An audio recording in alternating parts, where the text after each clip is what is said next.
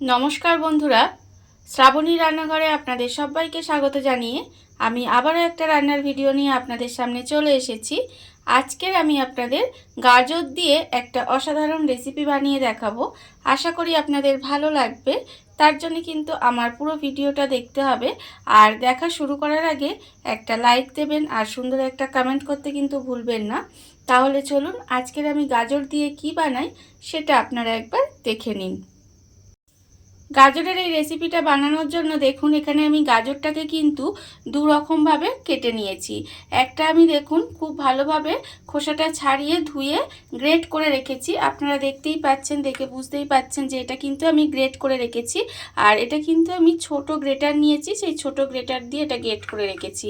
আর এখানে রেখেছি আমি দেখুন এখানেও কিন্তু আমি বেশ কিছুটা গাজর এইভাবে ছোট ছোট করে টুকরো করে খুব ভালোভাবে ধুয়ে পরিষ্কার করে রেখেছি।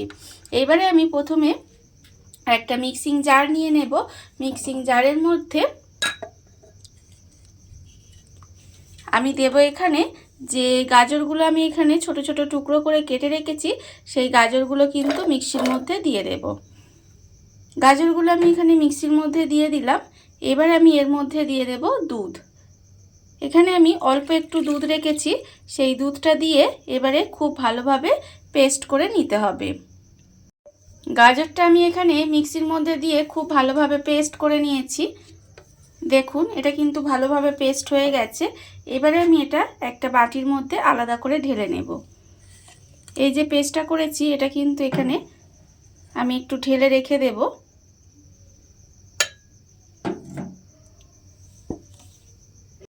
গাজরের পেস্টটা আমি এখানে আলাদা করে ঢেলে রেখে দিয়েছি। আর অন্যদিকে দেখুন গ্যাসটা অন করে একটা কড়া বসিয়ে দিয়েছি। আর কড়ার মধ্যে দিয়েছি আমি 2 চামচ মতো ঘি। ঘিটা কিন্তু আমার এখানে খুব ভালোভাবে গরম হয়ে গেছে। এবারে আমি এর মধ্যে দিয়ে দেব যে গাজরটা আমি এখানে গ্রেট করে রেখেছিলাম, সেই গ্রেট করা গাজরটা কিন্তু আমি এখানে দিয়ে দিলাম। দিয়ে এবার গাজরটাকে এইভাবে একটু ভেজে নিতে হবে, যাতে গাজরের যে একটা কাঁচা গন্ধ আছে সেটা চলে যায়। আর এই যে জলো জলো ভাবটা আছে সেটাও কিন্তু চলে যাবে, গিয়ে গাজরটা একটু ভাজা ভাজা হয়ে যাবে। আর সেই পর্যন্ত কিন্তু গাজরটা এইভাবে একটু ঘিয়ের মধ্যে আমি ভেজে নেব। আর এই সময় কিন্তু গ্যাসটা একদম লোতে দিয়ে রাখতে হবে। গ্যাসটা লোতে দিয়ে একটু সময় নিয়ে গাজরটা কিন্তু আমায় খুব ভালোভাবে ভেজে নিতে হবে। দেখুন একটা গাজর থেকে সুন্দর যখন গন্ধ বেরোবে ঘিয়ে ভাজার পরে, তখন বুঝবেন যে গাজরটা ভাজা হয়ে গেছে। আমি একটু সময় নিয়ে গাজরটা খুব ভালোভাবে একটু ভেজে নেব। গ্যাসটা লোতে দিয়ে আমি কিন্তু গাজরটা এইভাবে ভেজে নিয়েছি। দেখুন গাজরটা কিন্তু আমার এখানে প্রায় ভাজা হয়ে গেছে।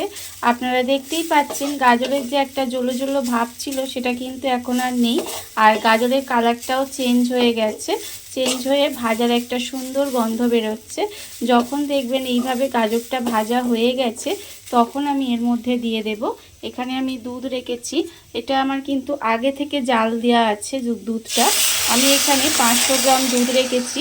দুধটাকে একটু ঘন করে রেখেছি 500 গ্রাম দুধকে। সেই দুধটা আমি এর মধ্যে দিয়ে দিলাম।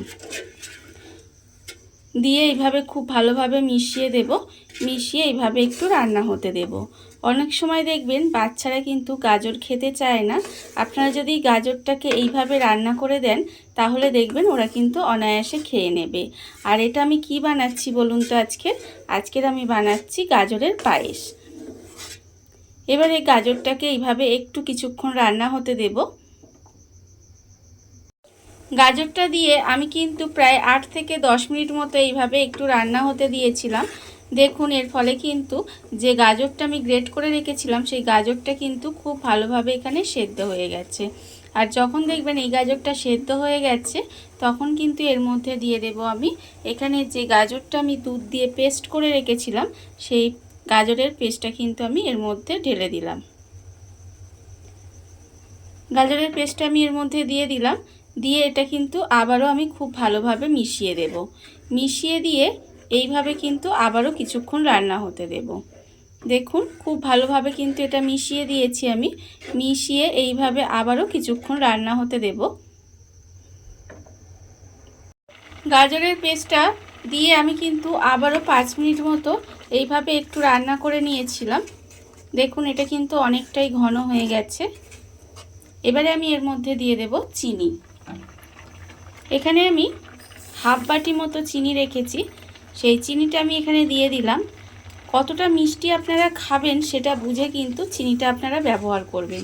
তাই চিনিটার মাপ আমি এখানে কোনো কিছু বলে দিলাম না, আপনারা যতটা মিষ্টি খাবেন সেই বুঝে এখানে চিনিটা ব্যবহার করবেন। আমি এখানে হাফ বাটি চিনি দিয়েছি, দিয়ে আবারও কিন্তু এটা বেশ কিছুক্ষণ এইভাবে রান্না করে নেব, যাতে চিনিটা খুব ভালোভাবে মিশে যায়। আর আবারও কিছুক্ষণ রান্না করে নেব, যাতে এটা আরেকটু চিনিটা দিলে তো পাতলা হয়ে যাবে, আবার যাতে এটা আরেকটু ঘন হয়ে যায়, সেই জন্য কিন্তু আমি ঠিক এইভাবে আবারও কিছুক্ষণ রান্না করে নেব। চিনিটা এখানে দিয়ে আবারও কিন্তু 5 থেকে 7 মিনিট মতো একটু এইভাবে রান্না করে নিয়েছিলাম। দেখুন এটা কিন্তু চিনিটা দেওয়ার ফলে অনেকটা পাতলা হয়ে গেছিলো, আর এইভাবে আরেকটু রান্না করে নিতে আবারও কিন্তু বেশ খানিকটা ঘন হয়ে গেছে। আর রান্নাটা কিন্তু আমার এখানে প্রায় হয়ে এসেছে। এইবার আমি এর মধ্যে দিয়ে দেব, এখানে আমি কয়েকটা ছোট এলাচ, 4টে ছোট এলাচ এখানে ফাটিয়ে রেখেছি মুখটা, সেই ছোট এলাচটা আমি এর মধ্যে দিয়ে দিলাম। ছোট এলাচটা দিলে গন্ধটা বেশ সুন্দর আসবে, সেই জন্য এখানে ছোট এলাচ বা এলাচ গুঁড়ো যাই হোক কিন্তু একটা ব্যবহার করবেন, তাহলে কিন্তু খেতে বেশ সুন্দর লাগবে। এবার ছোট এলাচটা দিয়ে আবারও দেখুন একটু কিন্তু রান্না করে নিতে হবে। আর এই সময় আমি এর মধ্যে দিয়ে দেব, এখানে আমি রেখেছি বেশ কিছুটা কিশমিশ, একদম কুচি কুচি করে রেখেছি, সেই কিশমিশটা কিন্তু আমি এর মধ্যে দিয়ে দিলাম। দিয়ে কিশমিশটাও কিন্তু খুব ভালোভাবে একটু মিশিয়ে নেব, মিশিয়ে আবারও একটু রান্না হতে দেব। আমি এখানে শুধু কিশমিশ ব্যবহার করেছি, আপনারা চাইলে কিন্তু কাজু বাদামও ব্যবহার করতে পারেন।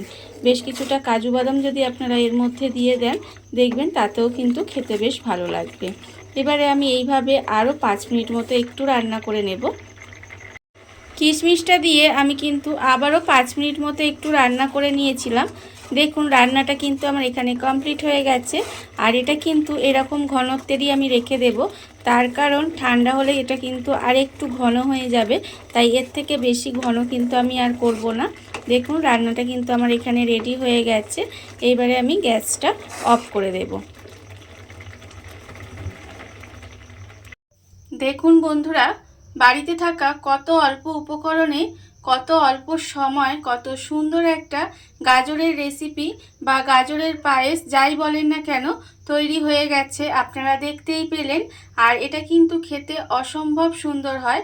আপনারা এইভাবে একবার হলেও বাড়িতে বানিয়ে দেখতে পারেন।